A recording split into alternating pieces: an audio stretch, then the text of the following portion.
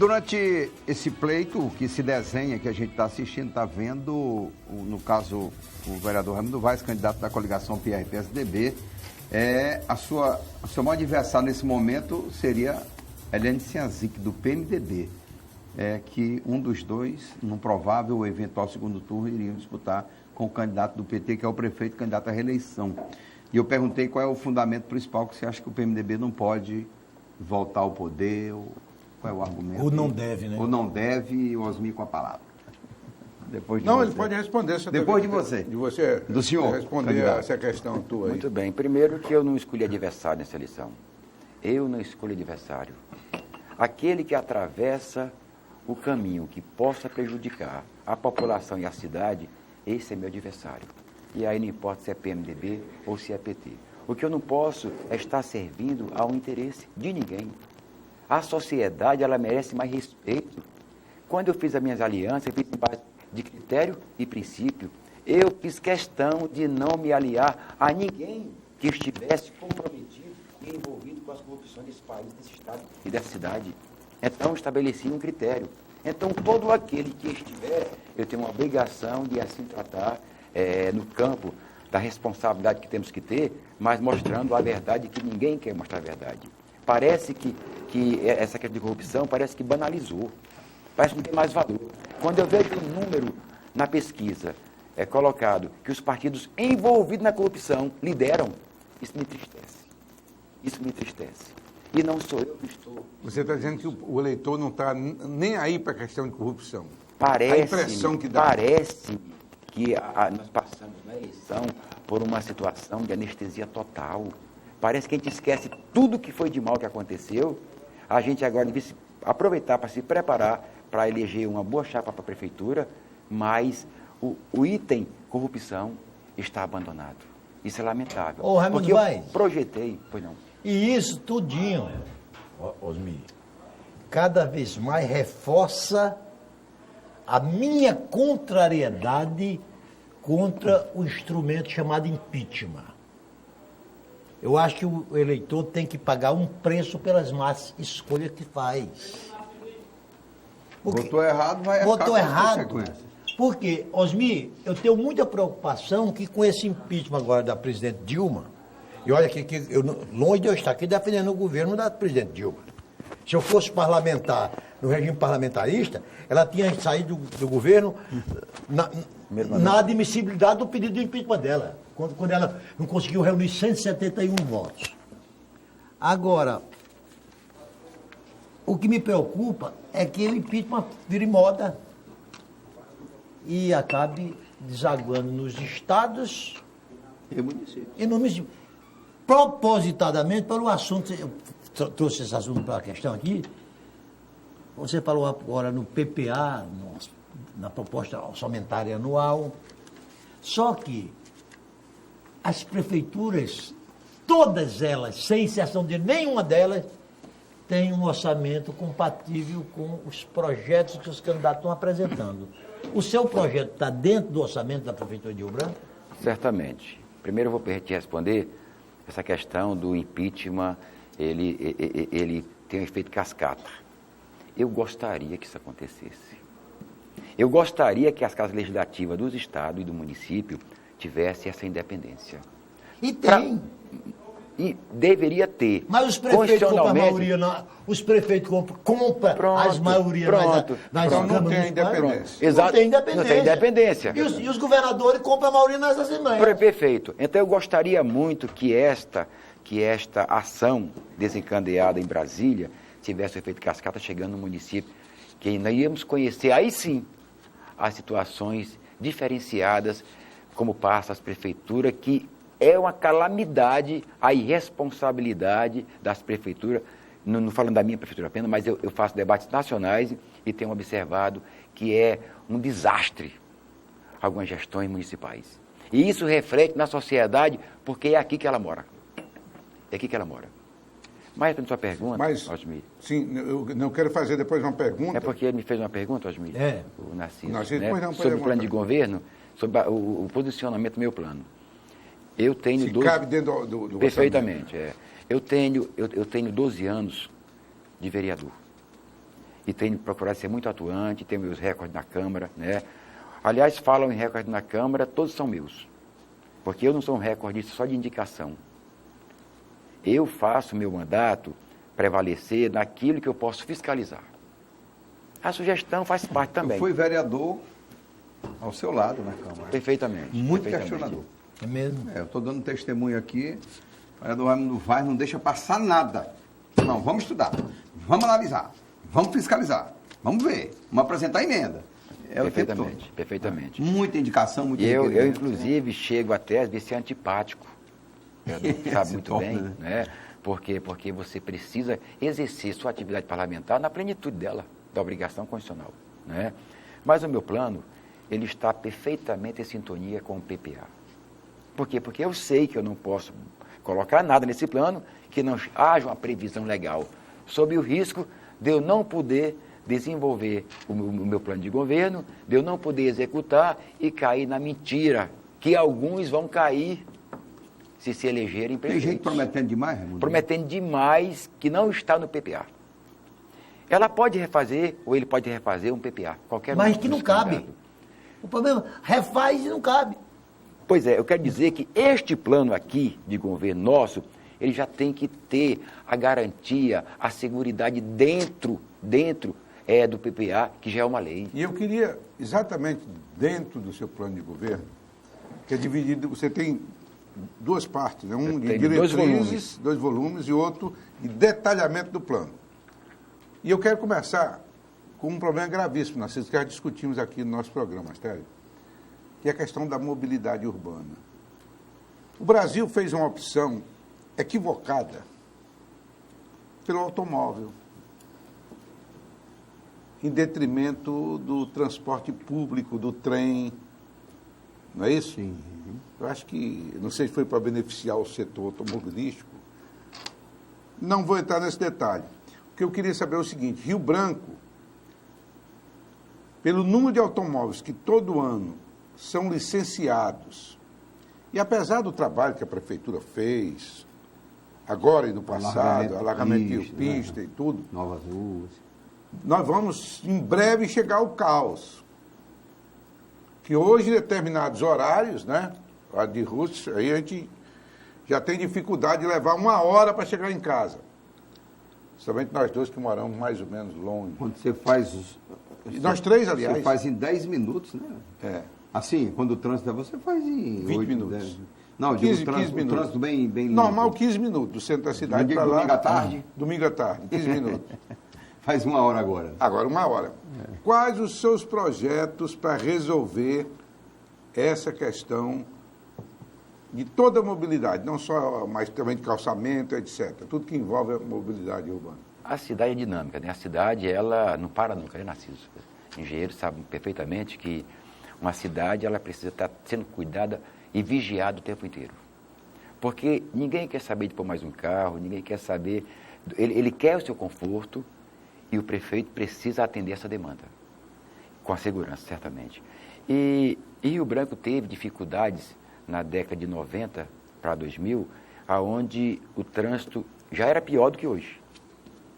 Com a construção dos binários do canal Maternidade, com a 4ª ponte e a 3ª ponte, resolveu, em parte, uma questão mais imediata. Só que quando você resolve um problema, você cria um outro problema. À medida que eu dei a trafegabilidade da saída de Rio Branco, mas eu não resolvi a parte interna da cidade. Por isso que a via estruturante precisam ser melhor trabalhada. E nesse aspecto nós precisamos tratar esse assunto com muito zelo e com muita atenção, porque se não assim fizermos, inviabilizamos para o futuro esta cidade ao que se refere o tráfego. Mas você não pode pensar apenas em resolver mobilidade urbana apenas pensando em rua. Você precisa pensar em medidas também. Por exemplo, eu penso que precisamos estabelecer e a gente poder ter políticas para que nós possamos incentivar pessoas a utilizar o transporte que ele possa fazer. Transporte público. Público, por exemplo, né? Porque hoje todo mundo fuge do transporte público porque ele não oferece o mínimo conforto para que você possa, assim, utilizar, né? E hoje há uma disputa intensa, uma tarifa cara, porque quando foge o usuário do transporte coletivo do ônibus, certamente que isso vai aumentar a passagem, porque tudo é em função do número de pessoas que pegam esse ônibus, como é que ele roda. E eu preciso ter as medidas para que eu possa mexer nas vias estruturantes, não é? Algumas já estão pensadas, eu já estou pensando outras medidas mais na área interbairro, mas preciso também trabalhar o transporte como um todo, uma vez que a mobilidade urbana, ela tem tudo a ver com todo aquele cidadão que precisa se deslocar de uma área para outra. E na mobilidade tem um fato que ninguém atentou ainda, nenhum prefeito conseguiu pensar. Por exemplo, nós temos que pensar o transporte para todos. Aquele que tem o seu carro, que tem a bicicleta e que tem a moto. Mas aquele que não tem nada disso. E aquele que não consegue pegar um ônibus. Imaginemos uma categoria de aposentados, só da borracha, o pessoal for rural, esse povo aí, já bastante idoso, que todo mês ele tem que ir ao banco pegar o seu dinheiro. Ele não pode pagar um táxi. Ele não pode andar de mototáxi, porque esse cidadão seria um risco. E ele não tem como deslocar-se de onde mora até o ônibus. É uma questão, um desafio, que eu quero resolver isso. Como? Você cria uma modalidade de taxilotação, de táxi especial, para que ele possa pagar a passagem, o equivalente, próximo ao do ônibus, e ele possa viajar com segurança. Isso é possível. Outras cidades, outras capitais, por exemplo, Belo Horizonte, que é um exemplo de mobilidade urbana, você pode estabelecer... Curitiba também, né? Curitiba também. Você pode estabelecer, juntamente com as categorias, e aí não é um debate só do prefeito, porque um prefeito ele precisa entender que administrar uma cidade tem muitos atores envolvidos.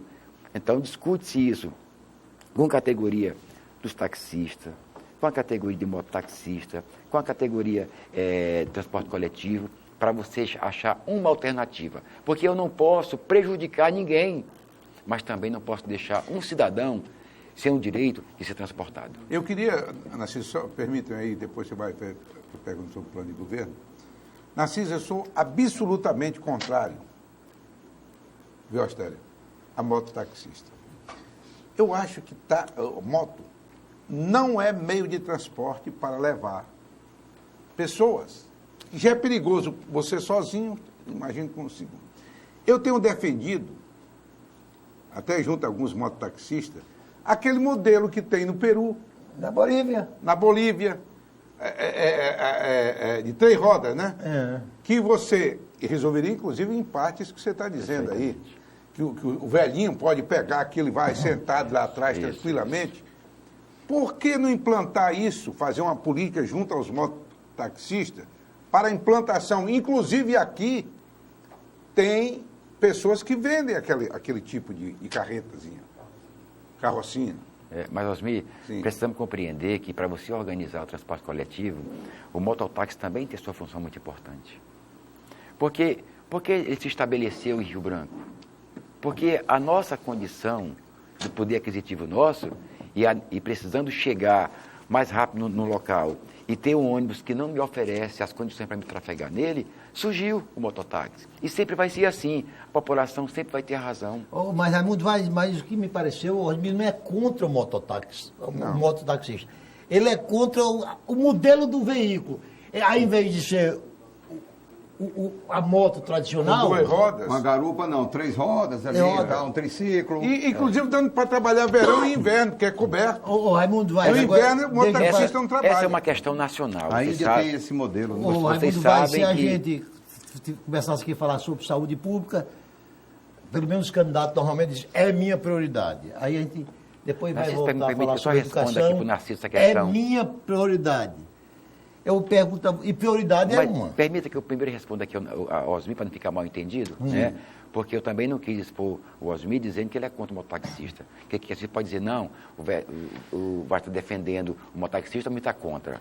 Em absoluto. Não estou contra. Eu estou defendendo o mototaxista porque eu entendo que ele tem sua importância na profissão que ele exerce. Tem o motoboy, tem o motofrete, tem o mototaxista. Eu trabalhei muito para organizar e virou uma moda turma. Nacional, né, Osmir? E que o povo quer, se estabelece. Quando eu falo de eu criar um alternativo para atender pessoas, eu quero fazer isso conjuntamente com eles. Eu posso, inclusive, trabalhar para esse serviço mais concessões, exclusive para esse serviço, devidamente legalizado, regulamentado, para que essa pessoa não saia para o prejuízo de outro. Não há uma concorrência desleal com os ônibus também? O mototaxista? Ou não? Cada qual tem seu espaço? Sim, eu acho que acrescentaria ainda, você não poderia discutir com eles esse modelo? Sim, sim. Olha, é o que eu digo, um governo democrático, ele senta e debate. O que é melhor para a sociedade? Aonde é que nós podemos, atores do transporte coletivo, do transporte público, de concessão, aonde nós podemos ajudar a sociedade. O foco é a sociedade. Não é privilégio para ninguém, mas eu tenho que perguntar às pessoas, eu tenho que discutir com eles o que é melhor. E pode ser que a alternativa que eu tenho para atender essa demanda que está excluída seja através deles. Isso é possível, né? Eu quero muito acertar, porque transporte é uma preocupação que a gente tem muito grande nessa cidade e precisamos dar um tratamento diferenciado. Quero ainda aproveitar as excelências, o Narciso e a Osmi Lima e ao nosso âncora aqui, o nosso Astério Moreira, dizer que nós precisamos também atrair as pessoas para utilizar o ônibus, quem pode utilizar. Eu pretendo instituir nesta utilizar cidade... o ônibus? O transporte coletivo. Pois, se permite só uma ligeira parte. Pois eu, por não. exemplo, sou favorável ao ônibus. Modelo europeu, né? Se eu pudesse, eu andaria de ônibus, não de carro. Eu até tenho preguiça de dirigir. Mas como é que eu, morando ali no IP, Narciso, eu conseguiria pegar ônibus? Não tem lá quem passa lá na frente. Ônibus. Não, e se É passasse? por isso que quando você organiza... As condições são ruins. Pois é, esse é o meu desafio. O desafio do prefeito é este. Então, eu preciso, por exemplo, oferecer as condições para que você possa, Osmi, que quer usar o ônibus, possa utilizá-lo. Eu tenho que oferecer para a pessoa oportunidade como gestor. Então, um ônibus, ele tem que estar climatizado. Claro. Ele tem que ter Wi-Fi. Ele precisa oferecer, ele precisa ser um ambiente também de trabalho, enquanto você sai da sua casa até seu trabalho. Se você assim fizer, isso não é tão caro. Você vai atrair pessoas para Deixa eu dar uma utilizar opinião aqui, esse negócio do transporte. ônibus. Engraçado como é no Brasil. O modelo de ônibus no Brasil, você deve ter visto isso, é aquelas cadeiras aqui, né? O jeito para sair, quando ele é lotado, é uma dificuldade absoluta. Interessante, em Genebra, você deve ter... Eu fui participar, olha como são as coisas, eu fui participar de uma organização, de uma reunião da Organização Internacional do Trabalho como parlamentar. O cara da Embaixada Brasileira foi lá no hotel onde nós estávamos hospedados, sabe para onde ele nos levou? Uma reunião da ONU, sabe para onde ele levou? Para uma parada de ônibus. Ele explicou para a gente como pegar ônibus e disse, na saída eu vou estar lá na porta aguardando vocês para ensinar como voltar. E desapareceu. Então, se a gente quisesse, era de ônibus. Agora, o modelo de ônibus lá, não tem essas 3 cadeiras que eu falei. Elas são todas assim, ao lado, né? Quer dizer, é muito mais fácil de você sair, né? Muito mais fácil. Também não tem superlotação, né? Hoje na Europa... Mas mesmo que tivesse superlotação, é fácil de você sair. Para o trabalho de ônibus. Ninguém não é Genebra, mas também a gente não pode deixar de começar a trabalhar para a gente se tornar uma cidade capaz de utilizar bem esse transporte. E o desafio nosso é esse. Eu penso que nós precisamos melhorar, porque nós pioramos. Nós perdemos a qualidade nós perdemos da demanda. Mas exatamente, essa evasão, ela ocorre pelas condições que você tem. Eu vou para o intervalo e a gente volta para o terceiro bloco. Bom? Conversando aqui com o candidato a prefeito da coligação PRPSDB, Raimundo Vaz. Para o terceiro bloco, a gente volta já.